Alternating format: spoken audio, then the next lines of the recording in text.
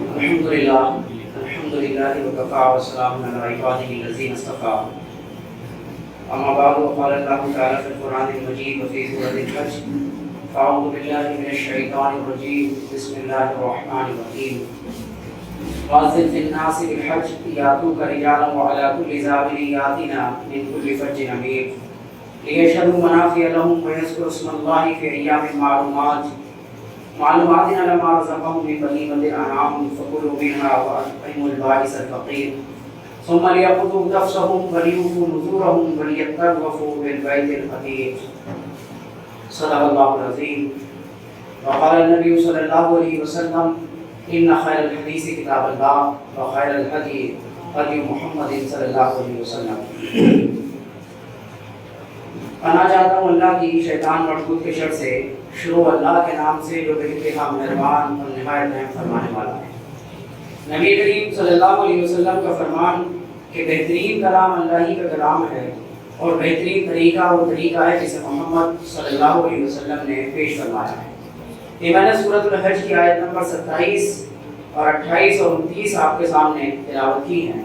اس کا ترجمہ یہ ہے اللہ تعالیٰ ارشاد فرماتا ہے اور لوگوں میں حج کا اعلان کر دو کہ وہ تمہارے پاس پیدل آئیں اور دور دراز کے راستوں سے سفر کرنے والی اونٹنیوں پر سوار ہو کر آئیں جو لمبے سفر سے دبلی ہو گئی ہو تاکہ وہ ان فوائد کو آنکھوں سے دیکھیں جو ان کے لیے رکھے گئے ہیں اور متعین دنوں میں ان چوپایوں پر اللہ کا نام لیں جو اللہ نے انہیں عطا کیے ہیں. چنانچہ مسلمانوں ان جانوروں میں سے خود بھی کھاؤ اور تنگدست محتاجوں کو بھی کھلاؤ. پھر حج کرنے والے لوگوں کو چاہیے کہ وہ اپنا میل کچھ دور کریں اور اپنی منتیں اپنی نظر پوری کریں اور اس بیت عتیق کا طواف کریں.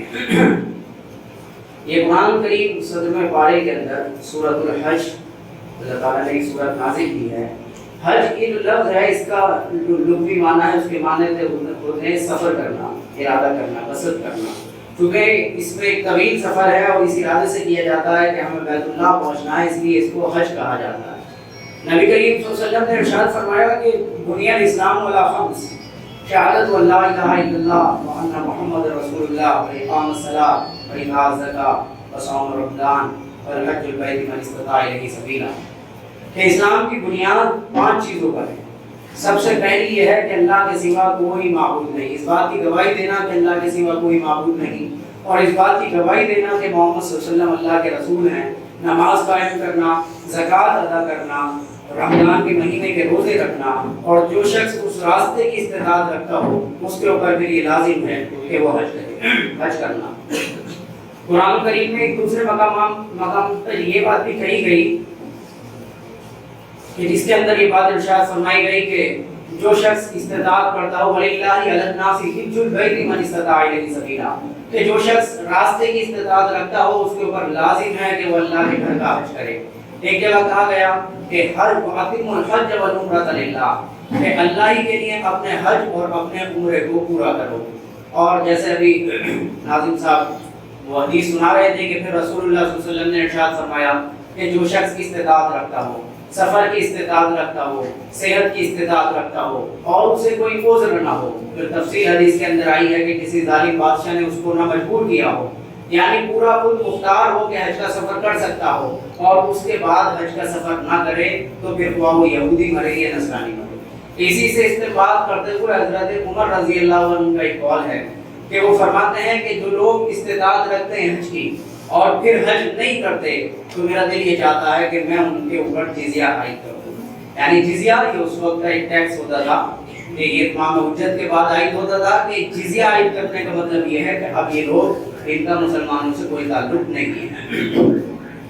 حج اصل میں عبادت کا منتہا کمال ہے. جیسے ہم پڑھتے ہیں کتاب سید العلا کی کتاب اگر ہم پڑھیں گے تو انہوں نے ایک واقعہ نقل کیا ہے کہ امام ابو حنیفہ رحمۃ اللہ علیہ ایک طویل عرصے تک یہ سوچتے رہے کہ اللہ تعالیٰ نے جو عبادات ہم پر فرض کی ہیں تو ان عبادتوں میں افضل ترین عبادت کون سی ہے, یعنی ان تمام عبادتوں میں افضل عبادت کون سی ہے.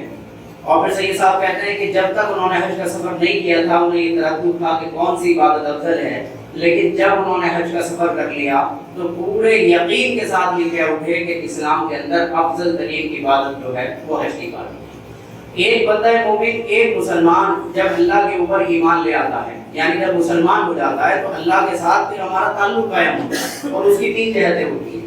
یہ تعلق عقیدت اور پرستش کی بنیاد پر ہوتا ہے، یہ عقیدہ ہوتا ہے کہ ہم اللہ کے اوپر مانتے ہیں، جسے ہم ایمان کہہ رہے ہیں۔ اس کے بعد دوسرا تعلق یعنی دوسری جہت جو ہوتی ہے تعلق کی، وہ اطاعت اور محبت ہوتی ہے کہ اللہ کے اوپر ایمان لانے کے بعد یہ ہے کہ آدمی اپنی حیثیت کو یہ جان لیتا ہے کہ میں محکوم ہوں، اللہ حاکم ہے، میں عبد ہوں، میں عبد ہوں، وہ معبود ہے، میں مخلوق ہوں، وہ خالق ہے، میں مرزوق ہوں، وہ رازق ہے۔ یہ ساری چیزیں جب انسان مانتا ہے تو پھر دوسرا تعلق یہ قائم ہوتا ہے کہ اطاعت اور محبت، یعنی اب اس کے سامنے سب سے بڑی بات یہ رہتی ہے کہ میرے حاکم کا جو حکم میرے لیے ہے، میری خوش نصیبی یہ ہے کہ میں اس حکم کو خوشی خوشی بجاتا ہوں۔ یہ تمام تر عبادتیں ہم اللہ کے ایک حکم پر اسی لیے پورا کرتے ہیں۔ تو یہ تو ہے حکم بحیثیت حکم کے، فرض بحیثیت فرض کے ادا کرتے ہیں۔ تیسری تعلق کی جو تیسری جہت ہے پھر وہ حمیت اور حمایت ہے، کہ جس کو ہم جہاد، تبلیغ، اجتہاد اور نصرت اس عنوان سے جو ہے تعبیر کر سکتے ہیں۔ قرآن کریم کے اندر جو عبادت ہے، یہ جتنی عبادتوں کا ذکر ہوا کلمہ توحید کے بعد، نماز، روزہ، زکوٰۃ اور حج، ان تمام عبادتوں کا یہ عنوان ہے نا اس کا کہ حج کے انسانی زندگی پر اثرات۔ تو ان تمام تر عبادتوں کا ایک جو جوہر ہے، ایک ایسنس ہے، وہ اگر ہم اسے ایک لفظ میں قرآن کریم بیان کرتا ہے تو وہ ہوتا ہے تقویٰ۔ یعنی نماز ایک اہم ترین عبادت ہے، لیکن نماز کے متعلق بتایا گیا کہ یہ انسان کو بے حیائیوں سے اور برائیوں سے روکتی ہے۔ ان الصلاۃ تنہی عن الفحشاء والمنکر، 21 پارے کی آیت ہے کہ نماز کے متعلق کہا گیا کہ نماز انسان کو بے حیائیوں سے اور برائیوں سے روکتی ہے، یہ تقویٰ کی جہت ہے۔ روزہ ایک اہم ترین عبادت ہے، لیکن روزے کے بعد بتایا گیا کہ یہ اللہ نے تم پر اس لیے فرض کیے ہیں کہ لعلکم تتقون، تاکہ تمہارے اندر تقویٰ کی صفت پیدا ہو، پرہیزگاری کی صفت پیدا ہو۔ زکوٰۃ ایک اہم ترین فرض ہے، لیکن زکوٰۃ کے متعلق کہا گیا خذ من اموالہم صدقۃ تطہرھم وتزکیہم، کہ نبی صلی اللہ علیہ وسلم ان سے ان کے مالوں میں سے زکوٰۃ وصول لیجیے تاکہ آپ ان کو پاکیزہ کر دیں اور ان کی تطہیر کر دیں۔ ایسی ہی حج ہے، تو حج کے متعلق کہا گیا کہ جب حج کے سفر پر روانہ ہو تو کچھ زیادہ راہ، کچھ سامان سفر ساتھ لے جاؤ، تزودوا، کچھ سامان سفر، کچھ زیادہ راہ ساتھ لے جاؤ، فإن خیر الزاد التقویٰ، لیکن یاد رکھو کہ بہترین سامان سفر جو ہے، بہترین زیادہ راہ جو ہے وہ تقویٰ کا سامان سفر ہے۔ تو یہ جو حج کی عبادت ہے، اس کے اندر یہ دوسری تمام تر عبادتوں کا بھی آپ یہ دیکھیں کہ کچھ نہ کچھ حصہ جمع ہو جاتا ہے۔ جیسے آپ روزے کو لیں تو روزہ یعنی عبادت ہے، روزے رکھنے کے بعد ہم اپنے جسم کا، اپنی روح کا تزکیہ کرتے ہیں، لیکن اس کا تعلق خاص طور سے کس سے؟ انسان کی جان سے، انسان کے جسم سے۔ روزے کے اندر کوئی مال خرچ نہیں ہوتا۔ ایسی ہی زکوٰۃ ہے، تو زکوٰۃ جو ہے وہ مالی عبادت ہے۔ زکوٰۃ مال ادا کرنے کے بعد جو ہے وہ آدمی کے اندر ایک تبدیلی تو پیدا ہوتی ہے، لیکن خالص مالی عبادت ہے۔ ایسی ہی نماز ہے، نماز بھی جو ہے وہ جانی اور جسمانی عبادت ہے، لیکن جب ہم حج کی عبادت کے اوپر غور کرتے ہیں تو یہ اتنی بڑی عبادت ہے کہ اس عبادت کے اندر ان تمام عبادتوں کے بھی حصے جمع ہو جاتے ہیں۔ حج کو ہم ایک طرف دیکھیں گے تو یہ ایک طرف وہ جانی عبادت ہے کہ سب سے پہلے اس راہ کے اندر انسان جو ہے وہ اپنا گھر چھوڑ دیتا ہے، انسان اپنے اہل و عیال کو چھوڑ دیتا ہے، انسان اپنے وطن کو چھوڑ دیتا ہے، اور پھر وہ رفت سفر باندھتا ہے۔ پرویز بھائی جو گفتگو کر رہے تھے کہ اس مقام کی طرف، اس گھر کی طرف جو حضرت ابراہیم علیہ السلام نے تعمیر کیا تھا، اس سے پہلے بھی اثر نو یعنی دوسری مرتبہ تعمیر حضرت ابراہیم علیہ السلام نے کیا تھا، اس گھر کی طرف انسان جو ہے رفت سفر باندھتا ہے۔ دوسری بات یہ ہے کہ اس سفر کے اندر صرف جان ہی نہیں لگتی، بلکہ انسان جو ہے وہ کچھ خرچ، کچھ اخراجات کر کے بھی جو ہے وہ سفر کی طرف جاتا ہے۔ اور پھر کیوں جاتا ہے؟ کہ اپنی جان، اپنا مال اور اپنے تمام اہل و عیال کی محبتوں کو سب کو پسے پشت ڈالنے کے بعد وہاں جا کر حاضر ہوتا ہے، اور یہ کہ پھر اس بات کا جواب دیتا ہے کہ جو یہاں کہی گئی تھی کہ وَأَذِّن فِي النَّاسِ بِالْحَجِّ، اور لوگوں میں حج کا اعلان کر دو، لوگوں کو حج کے لیے بلاؤ۔ تو پھر ہر جگہ سے ہم دیکھتے ہیں کہ بندہ مومن وہاں پر پہنچتا ہے اور کیا کرتا ہے؟ پھر طواف اور عرفات کے اندر قدم رکھنے کے بعد اس کی زبان کے اوپر جو ہے وہ ایک ترانہ، ایک حمد، ایک تلبیہ جو ہے وہ جاری ہوتا ہے۔ پھر وہ کہتا ہے کہ لبیک اللہم لبیک، لبیک لا شریک لک لبیک، ان الحمد والنعمت لک والملک لا شریک لک۔ یعنی وہ یہ بات کہتا ہے کہ اے اللہ میں حاضر ہوں، میں حاضر ہوں، لا شریک لک لبیک، تیرا کوئی شریک نہیں ہے، میں حاضر ہوں۔ تمام تعریفیں اور تمام نعمتیں تیرے ہی لیے ہیں، اے پروردگار میں تیرے حکم پر حاضر ہوں۔ یہ منتہا کمال ہے کہ ایک حاکم کے حکم کو اس طریقے سے بجا لانا کہ ایک بندہ مومن اپنی تمام تر چیزوں کو جو ہے وہ چھوڑ کر چلا جاتا ہے۔ اس لیے ان دنوں کے اندر جب ہم وہاں پر موجود ہوتے ہیں تو وہ بھی ہماری انفرادی حیثیت میں ہم دیکھیں کہ اس طرح کو قربان چڑھایا جا رہا ہے کہ کیسے کیسے مقامات سے لوگ آتے ہیں، مشرق سے، مغرب سے، شمال سے، جنوب سے، امیر غریب، الگ الگ رنگوں کے، الگ الگ نسلوں کے، الگ الگ زبانوں کے، الگ الگ طبقات کے لوگ آتے ہیں۔ لیکن آپ یہ دیکھیں کہ وہاں جا کر جب وہ دائرہ جو ہے محدود ہونے لگتا ہے، جب وہ بالکل اس کے قریب آنے لگتے ہیں تو پھر یہ ساری چیزیں جو ہے وہ ختم ہو جاتی ہیں۔ یہ فرد کا تزکیہ اس لیے کرایا جاتا ہے کہ وہاں پر قدم رکھنے سے پہلے تمام لوگوں کا لباس جو ہے وہ ایک کرا دیا جاتا ہے۔ تمام لوگوں کا لباس یعنی ایک احرام ہوتا ہے، ایک سفید بغیر سلا ہوا جو ہے وہ کپڑا ہوتا ہے۔ تمام لوگوں کے پیروں کے اندر آپ یہ دیکھیے کہ بغیر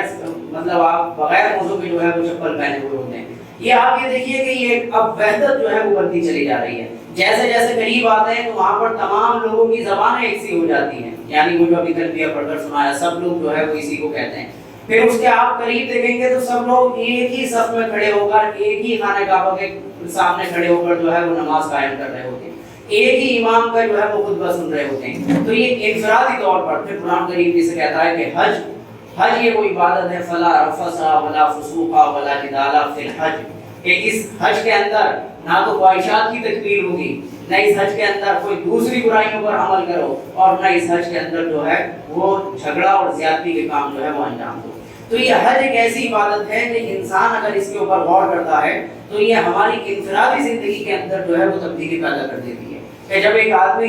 جب ایک شخص جو ہے وہ اللہ کے حکم پر سب کچھ چھوڑنے کے لیے تیار ہو جائے تو یہ معلوم ہوتا ہے کہ اب اس نے اپنا تعلق اللہ کے ساتھ والہانہ طور پر اور تکمیلی طور پر جو ہے وہ استوار کر لیا ہے۔ لیکن اس کا معاملہ صرف یہ نہیں ہے۔ سید ابو العالیٰ نے ایک بات یہ لکھی ہے اور بڑی اہم بات انہوں نے لکھی ہے۔ انہوں نے یہ بات کہی ہے کہ جیسے رمضان ملت اسلامیہ کے اندر تقویٰ کا مہینہ ہے، رمضان کا مہینہ اس لیے آتا ہے کہ ملت اسلامیہ کے اندر تقویٰ کی روح جو ہے وہ بیدار کر دے، ایسی ہی حج کا موسم جو ہے یہ ملت اسلامیہ کے اندر بیداری کا موسم ہے۔ اس کا سب سے بڑا دنیا کا اجتماع جو ہوتا ہے وہ عرفات کے میدان کے اندر ہوتا ہے۔ وہ سارا اجتماع ہوتا ہے کہ جس کے اندر ہم وہاں جا کر دیکھتے ہیں کہ یہ ملت ہے، یہ امت ہے کہ جسے اللہ تعالیٰ نے کہا گیا کہ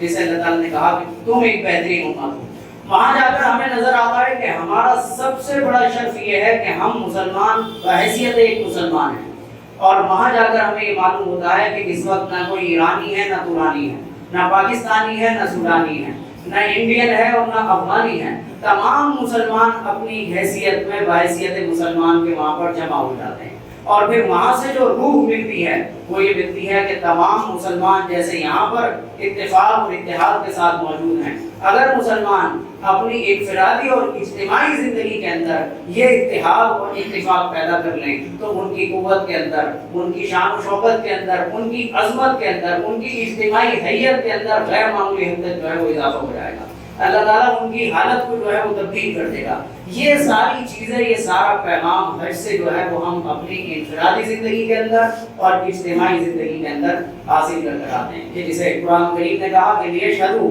منافع لہم ویذکروا اسم اللہ فی ایام معلومات، تاکہ وہ ان فوائد کو آنکھوں سے دیکھیں کہ جو ان کے لیے رکھے گئے ہیں۔ اب دیکھیے یہ تکرار محض یہ تو کلام کا عیب ہوتی ہے۔ مجھ سے پہلے جو پرویز بھائی گفتگو کر رہے تھے انہوں نے ان ساری چیزوں پر بڑی تفصیل کے ساتھ روشنی ڈالی ہے کہ جو وہاں کے فوائد ہیں، یعنی حج کے اندر وہ ساری چیزیں جو ہوتی ہیں اس کے اوپر پرویز بھائی گفتگو کر چکے کہ وہ قربانی ہوتی ہے، وہ آپ یہ دیکھیں کہ وہ طواف ہوتے ہیں، وہ دیکھیں کہ وہ صفا مروہ کی جو ہے وہ صحیح ہے، وہ آپ یہ دیکھیں کہ بنا کے اندر کا قیام ہے۔ یہ ساری چیزیں اگر ہمارے سامنے اگر رہتی ہیں تو اس کے اوپر آپ یہ دیکھیں کہ ہر چیز اپنی زبان سے پکار کر یہ کہہ رہی ہوتی ہے کہ ہر چیز کے اندر جو ہے وہ ایک پیغام ہے۔ یعنی قربانی جب آدمی کرتا ہے تو گویا کہ عملی طور پر اس بات کا ثبوت دے رہا ہے کہ جو قرآن کریم نے یہ بات کہی کہ ان صلاتی و نسکی و محیای و مماتی للہ رب العالمین، کہ بے شک میری نماز، میری قربانی اور تمام تر مراسم عبودیت اور میرا جینا اور میرا مرنا اس ہستی کے لیے ہے کہ جو تمام عالمین کی پروردگار ہے۔ ہر ایک رکن میں جو ہے وہ یہ پیغام پوشیدہ ہے۔ یہ پیغام اس روح کے ساتھ جب کوئی شخص اس عبادت کو بجا لاتا ہے تو پھر اس کو وہ مقام و مرتبہ حاصل ہوتا ہے کہ رسول اللہ صلی اللہ علیہ وسلم نے فرمایا کہ جو شخص حج کرتا ہے، حج مقبول ادا کرتا ہے، ایسا حج جو قبول ہو جائے، تو پھر تو اس کی مثال ایسی ہے کہ جیسے اس نے دنیا کے اندر آج ہی قدم رکھا ہے۔ یہ حیرت انگیز انقلاب برپا کر دیتا ہے انسان کی انفرادی زندگی کے اندر بھی اور اجتماعی زندگی کے اندر بھی۔ لیکن وہ علامہ اقبال کی بات ٹھیک تھی کہ رہ گئی رسم ادا، روح بلالی نہ رہی، فلسفہ رہ گیا، تلقین و غزالی نہ رہی، اور نماز و روزہ، قربانی و حج سب کچھ باقی ہے، تو باقی نہیں۔ یہ سارے کام ہم بحیثیت کام کے کر رہے ہیں۔